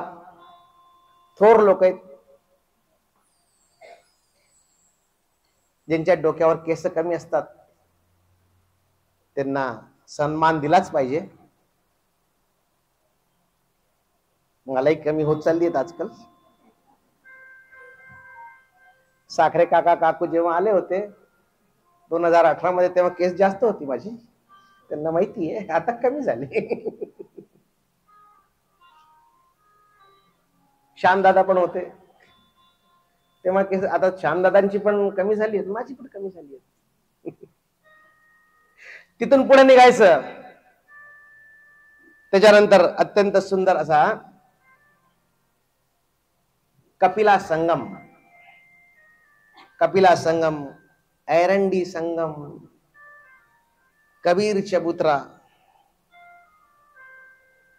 कपिलधारा, दूधधारा, इथून कोणी जात नाही, कारण का त्याच्या पुढचा मार्ग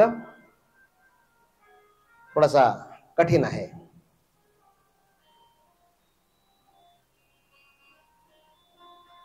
मग कबीर चबूतराच्या मार्गे सरळ बैयाचा काठ सोडून दिंडोरी घाटतात,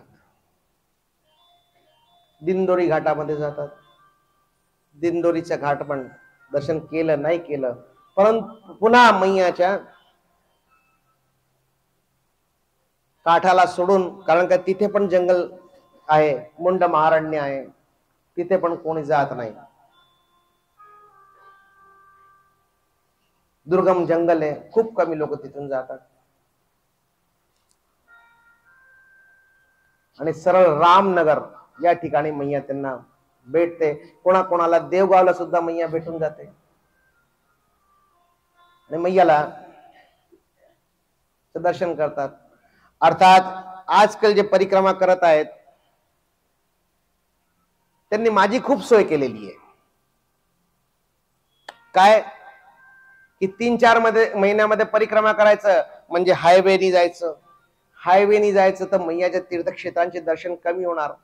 आता मैयांच्या तीर्थक्षेत्रांचे दर्शन कमी होणार तर ज्यांना दर्शनच कमी झालेले आहेत त्यांना मी कथा सुद्धा कमी सांगणार. म्हणजे आता 3 तास नाही तर 1 तासामध्ये सुद्धा आटू शकतो. माझी सोय मस्त केली बाबा त्यांनी. आता सगळे हायवेने जातात. हायवेवर तर कुठलं तीर्थक्षेत्र नाही. सारे तीर्थक्षेत्र तर मैयाच्या काठी. पण मैयाच्या काठी जाणं आजकाल कुणी ग्राह्य करत नाही. म्हणून जिथे इझिली मैया प्राप्त होते तिथे जायचं. आणि अमरकंटकून निघाली की दिंडोरी. पण दिंडोरीला कुठलं तीर्थक्षेत्रच नाही. त्याचं मी काय सांगू. त्याच्या अगोदर भरपूर तीर्थक्षेत्र आहेत पण 90% परिक्रमावासींनी ती बघितलीच नाही.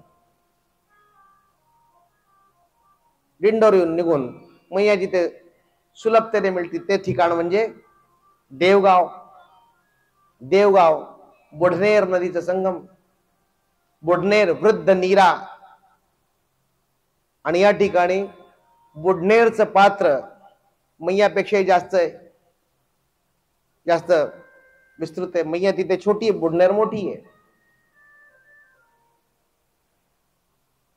आणि तिथे आहे जमदग्नेश्वर. अत्यंत उपेक्षित अवस्थामध्ये असं जमदग्नेश्वराचं मंदिर आहे. तिथे तपश्चर्या केल्यानेच महामुनी जमदग्नींना कामधेनू गौमाता प्राप्त झाली. त्याच्या पुढे रामनगर.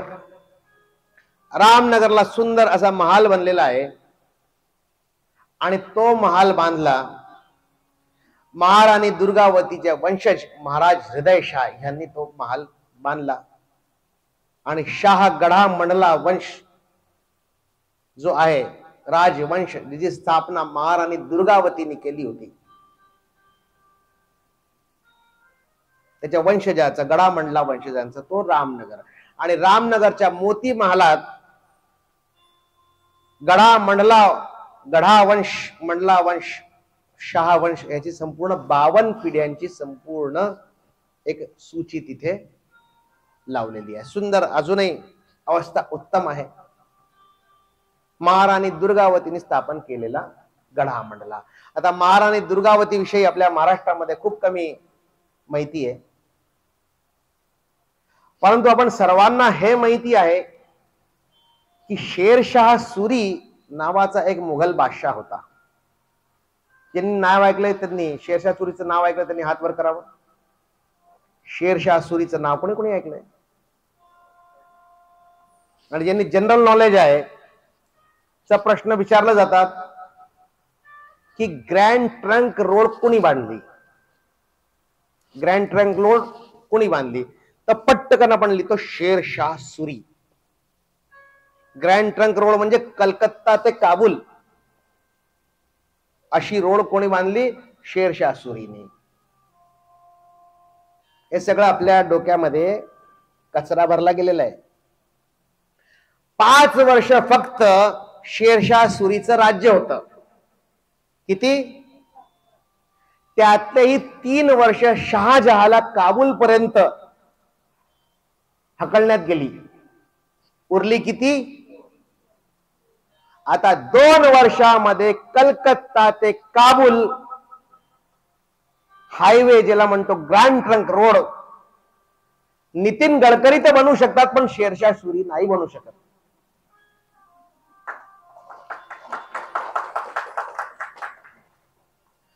शेरशाह सुरी नाही बनवू शकत. कसं काय शक्य आहे. तो रोड बनवेल की युद्ध करेल. म्हणजे फुकटच त्याची महानता आपल्या डोक्यामध्ये कचरासारखी टाकली गेलेली आहे. त्या शेरशाह सुरीला महाराणी दुर्गावतीने जबलपूरच्या नजीक अगदी गाजर कशी कापतो खट्टकन शेरशाह सुरीचं मुंडक ज्यांनी उडवलं ती म्हणजे महाराणी दुर्गावती आणि तिच्या वंशजांचा जो तो महाल मोती महाल रामनगर येथे आहे. आणि त्याच्या पुढे नंतर मग येत काय सीता रपटन. भरपूर जे तीर्थक्षेत्र सोडत आहे मलाही चांगलं वाटत नाही पण वेळेचं प्रतिबंध आहे. सीता रपटन. सीता रपटन. रपटन म्हणजे घसरणं. सीता रपटन सीताजी रपट पडी आणि त्यातून त्या गावाचं नाव झालं सीता रपटन. अब सीताजी क्यों रपट पड़ी? क्योंकि महर्षि वाल्मीकि जी के साथ में लव कुश को छोटे से लव कुश को लेकर जब सीता मैया महर्षि वाल्मीकि जी के साथ में अपने दिन व्यतीत कर रही थी तब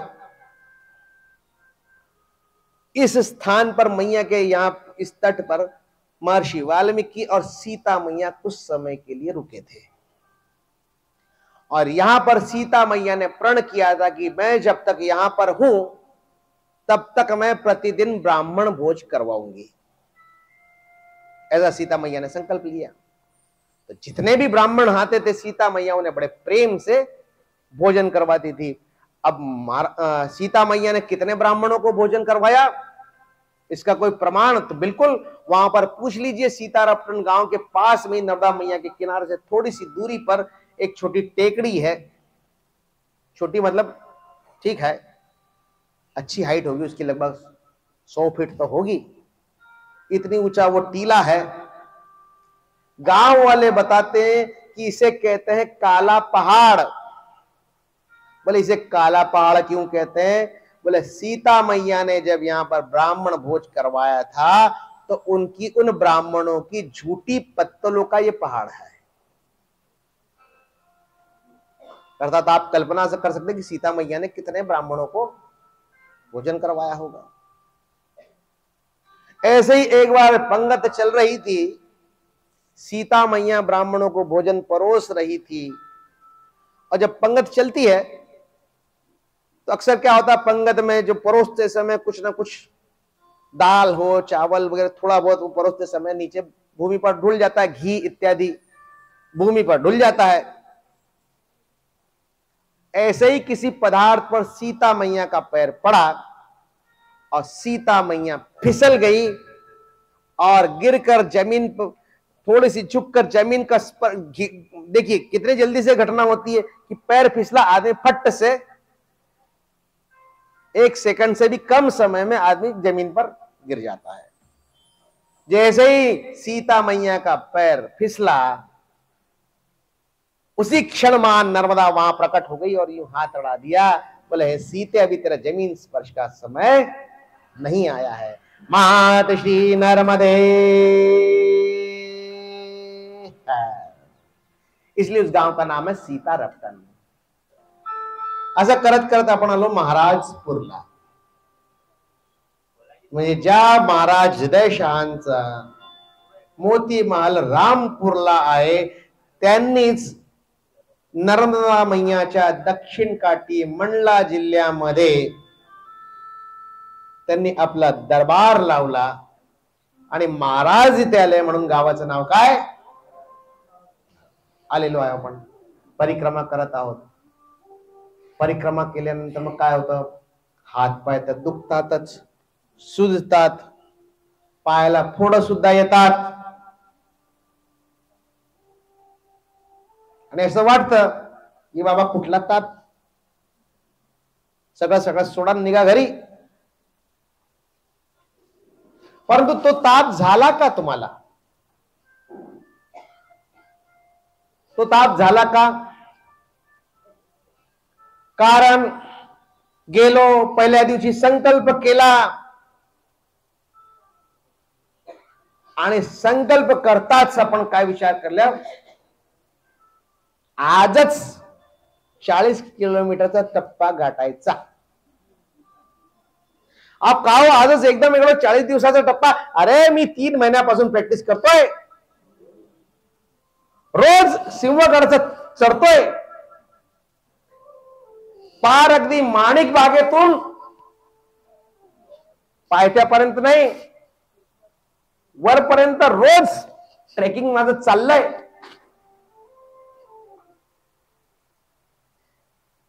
आणि एवढं जर का मी ट्रेकिंग केलेलं आहे पुण्याला, परिक्रमा तर काय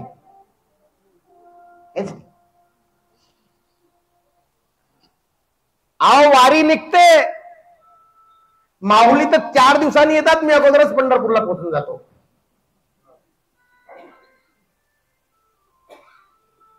मी माऊलींची वाट बघतो. एवढी प्रॅक्टिस आहे मला. परिक्रमाचं काय?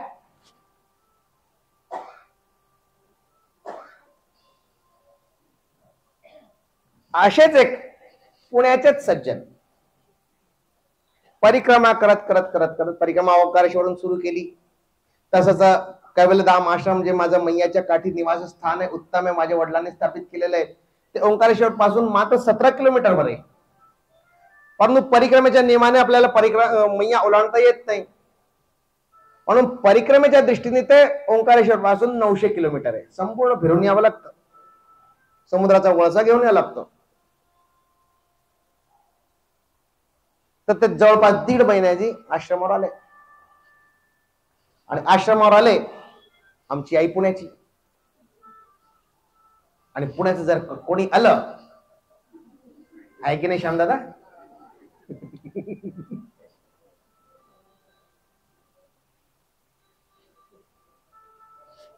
पुण्याचं जर का आलं तर समजा, आणि त्यातून कसब्यातलं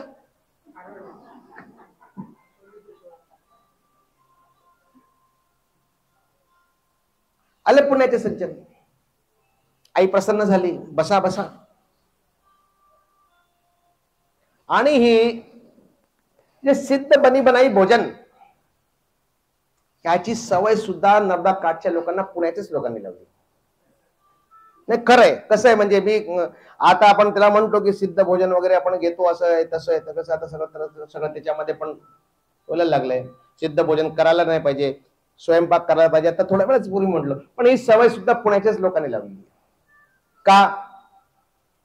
पुण्याची लोक म्हणजे बुद्धिमान,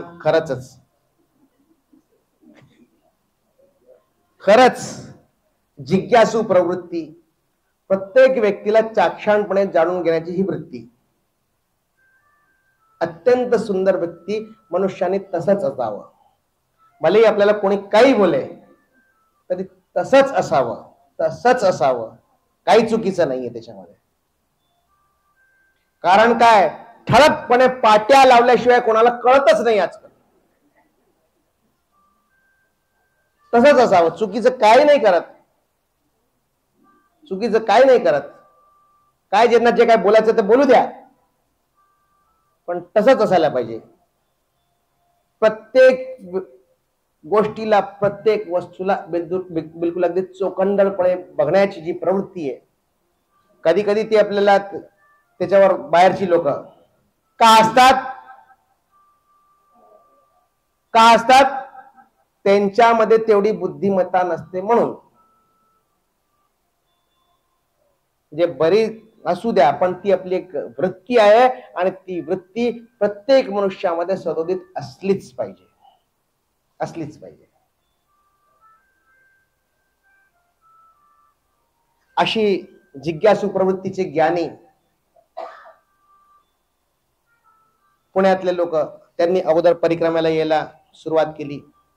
आता त्याच्या अगोदर जे यायचे ते सगळी ज्ञानवान नव्हते, पण भक्तिवान, श्रद्धावान अवश्य होते. ज्ञानवान नव्हते, पण श्रद्धावान अवश्य होते. आता श्रद्धेमध्ये त्यांना काय, बाबा आपली श्रद्धा आहे, मैयाची परिक्रमा करायची, माझ्या वाडवडिलांनी केली आहे, माझ्या 7 पिढ्यांनी केली आहे, आमच्या गावकर प्रत्येक गाववाल्यांनी केली, मला पण करायची.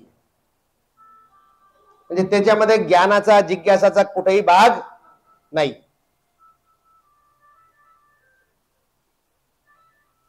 पुण्याच्या जिज्ञासू ज्ञानी लोकांनी सुरुवात केली. आणि सुरुवातीला काय झालं की असे ज्ञानी लोक अगोदर येत नव्हते. आता आले, जिज्ञासू लोक आले, त्यांनी मैयाच्या विषयी प्रश्न विचारायला सुरुवात केली. आणि ज्यांना मैयाविषयी ज्ञान असो, तर जर का अशी लोक भेटली तर त्यांना त्यांचं शंका निरसन करण्यामध्ये किंवा त्या चर्चा करण्यामध्ये खूप उत्साह येतो. आम्हाला सुद्धा येतो. कोणी मैयाबद्दल काही विचारलं तर. आताच मी कालच सांगितलं की बुलढाण्याच्या कथेमध्ये रात्री 1-1, 1:30 वाजेपर्यंत असे सगळे बसले राहायचे. अशी जेव्हा प्रश्न विचारली तर असं प्रश्न करता करता व्हायचा उशीर, या चर्चेमध्ये जायचा उशीर. त्याच्यानंतर तिथले साधू संत वगैरे जे काही आश्रम संचालक म्हणाले की माणूस ज्ञानी दिसतोय, जिज्ञासू माणूस दिसतोय, आणि चर्चा करता करता उशीर झालाय. आता याला कुठे बनवायला सांगायचं, चल बाबा येतो आमच्या बरोबर जेवण कर. आणि त्यातून आमची आई सुद्धा पुण्याची. म्हणजे बाबा आम्हाला दरवरून कोणी वेळेवर मिळत नाही, आणि पुण्याची आली वा, त्यांच्या निमित्ताने आमची दिवाळी. असे आले पुण्याचे सज्जन आले, भोजन वगैरे झालं, त्याच्यानंतर चर्चा करायला बसलो. त्यांनी प्रश्न चर्चा काय ते सहज आम्ही विचारलं की बाबा किती दिवस झाले, काय झाले, तर ते बोलायला सुरुवात केली. म्हणे अगोदर म्हणे खूप ऐकलं होतं परिक्रमेच्या विषयी, परंतु काय हो इथे येऊन तर मी पस्तावलो. म्हणे का? इथे आलो, कुठे काही व्यवस्था नाही, आणि म्हटलं आनंद येतात. आनंद कुठला येतोय? उघड्यावर झोपावं लागतं, डासांनी चावलं, रक्त अर्ध झालं, हिमोग्लोबिन 13चं 6 आलं, त्याच्यानंतर काही बंदिस्त खोली नाही, उघड्यावर पडलं राहायचं, आणि कुठे कुठे तर काय खातात माहिती सुद्धा नाही, नुसतं तिखट, जात सुद्धा नाही. असे कष्ट काय सांगू दादा तुम्हाला. तसं सहजी असे कष्ट होत नाहीत, पण तुम्ही एवढं सांगताय, असू शकतं तुम्ही काही खोटं बोलणार नाही. मग तिथून पुण्याहून निघताना विचार केला होता की वा, एक नवं ऍडव्हेंचर आपल्याला मिळेल, आणि हा एक ट्रेकिंगचा एक नवा प्रकार आपल्याला कळलेला आहे. त्याच्यामध्ये आपल्याला आपल्या पुण्याच्या आपल्या पूर्ववर्ती जे गेलेले त्यांना आनंद आलेला आहे, आपल्याला सुद्धा येईल. पण इथे येऊन तसं काहीच होत नाहीये.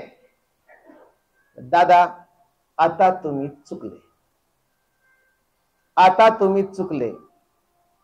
परिक्रमा इज नॉट ट्रेकिंग, परिक्रमा इज नॉट ऍडव्हेंचर. इथे तुम्ही चुकले. आणि आता मला तुम्हाला तुमचं मूळ कारण कळलं की तुम्हाला एवढे परिक्रमेमध्ये कष्ट का होतात. आता मला मूळ कारण कळलं की परिक्रमेमध्ये एवढे कष्ट का होत आहेत तुम्हाला. म्हणजे का? तुम्ही परिक्रमेला ऍडव्हेंचर ट्रेकिंग जोपर्यंत समजाल तोपर्यंत तुम्हाला कष्ट होतील,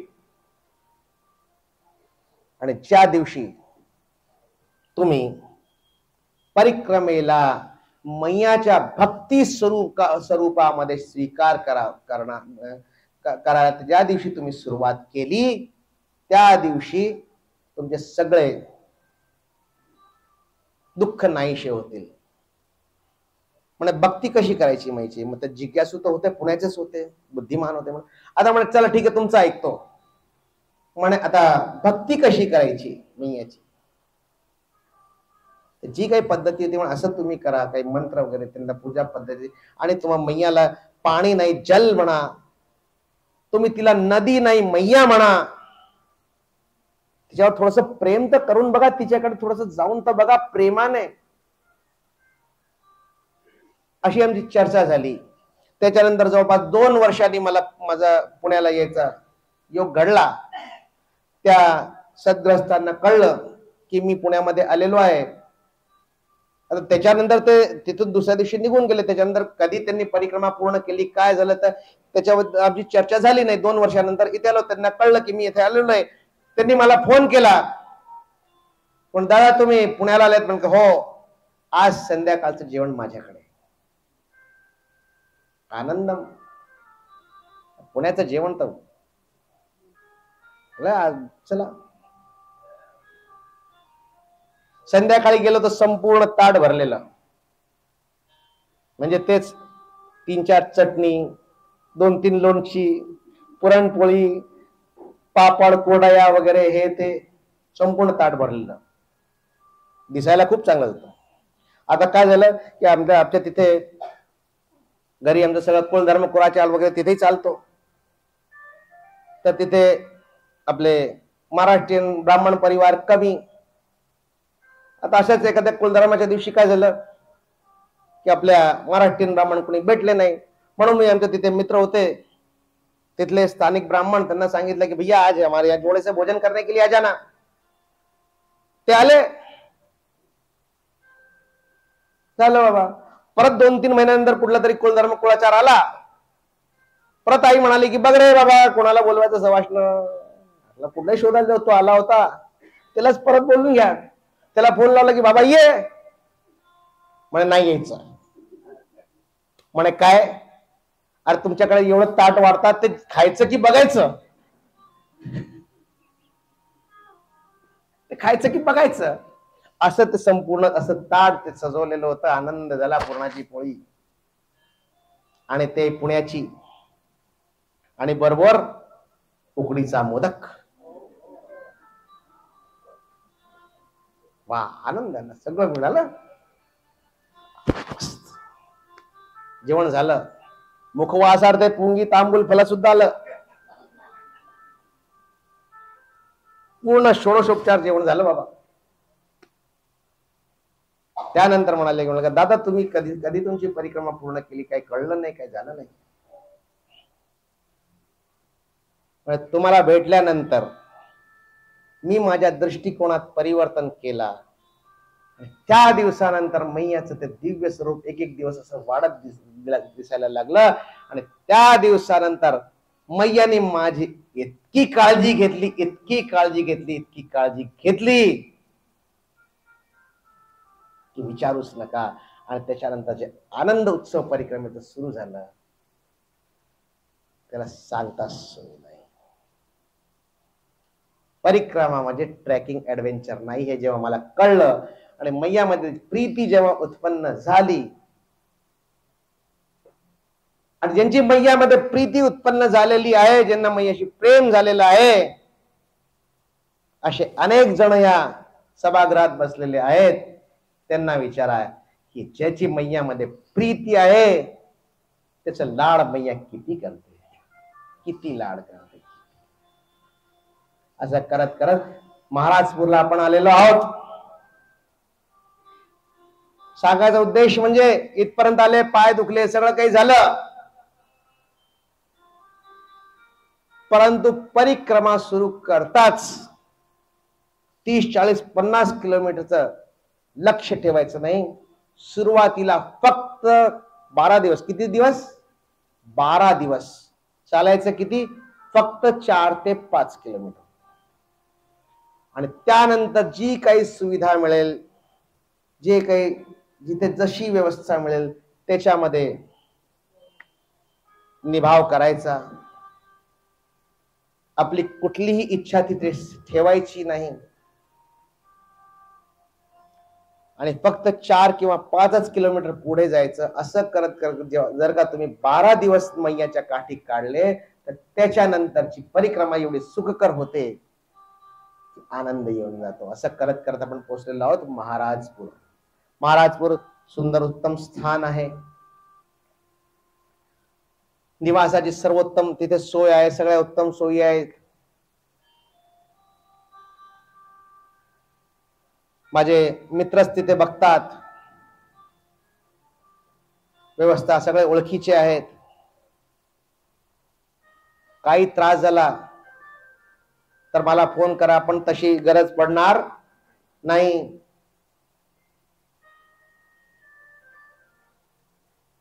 आणि जिथे वास्तव्य कराल, जे ठिकाण मी सांगेल, जर का तिथे तुम्ही वास्तव्य केलं तर तिथे संडास बाथरूम नाही. म्हटलं का रे बाबा, एवढी सेवा करतो, एवढं सगळं मस्त भोजन वगैरे सगळी व्यवस्था करतो,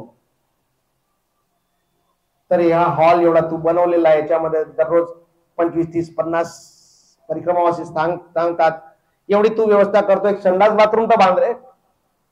बांधायला काय हरकत नाही म्हणे, एक नाही 4 बांधू शकतो, परंतु त्याला साफ कोण